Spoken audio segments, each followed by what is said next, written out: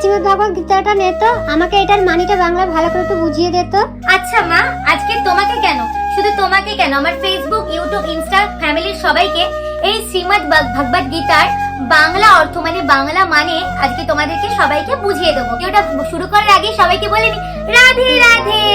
শ্রীমদ ভগবত গীতার অর্থ হলো, শ্রীমদ শব্দের অর্থ হলো সুন্দর, আর ভগবত হচ্ছে ভগবানের, আর গীতা, গীতা মানে হচ্ছে হিন্দিতে তোমরা গীত বলতে পারবো, বেঙ্গলিতে গান, মানে ভগবানের গাওয়া সুন্দর গান। তার মানে শ্রীমদ শব্দের অর্থ হলো সুন্দর, ভগবত শব্দের অর্থ হলো ভগবানের, গীতা শব্দের অর্থ হলো গান বা গীত, ভগবানের গাওয়া সুন্দর গান। ঠিক আছে? তো আমাদের যখন মন খারাপ হয় আমরা কি করি? গান শুনে নিজের মাইন্ডটাকে ফ্রেশ করি। কিন্তু অর্জুনজি কিন্তু যখন তার মন খারাপ হতো তখন কিন্তু গান শুনতেন না, কি শুনতেন জানো? ইয়েস, ভগবানের গাওয়া এই সুন্দর ভগবত গীতা শুনতেন। তো তোমাদেরকে বলছি, তোমাদের যদি জীবনে কোনো ডিপ্রেশন বা টেনশন থাকে, তো ভগবানের গাওয়া হওয়া এই সুন্দর গান মানে সুন্দর গীত শ্রীমদ ভগবত গীতা শ্লোকাগুলো পড়ো।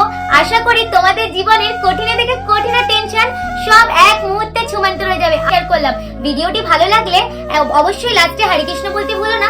আর কেউ যদি ভগবত গীতা শুনতে ভালোবাসো বা ভগবত গীতা সম্পর্কে ইন্টারেস্ট হয়ে থাকো, তারা অবশ্যই গীতগীতা.com এ গিয়ে ভগবত গীতা তোমরা শ্রবণ করতে পারো। তো রাধে রাধে, হরে কৃষ্ণ, হরি বল।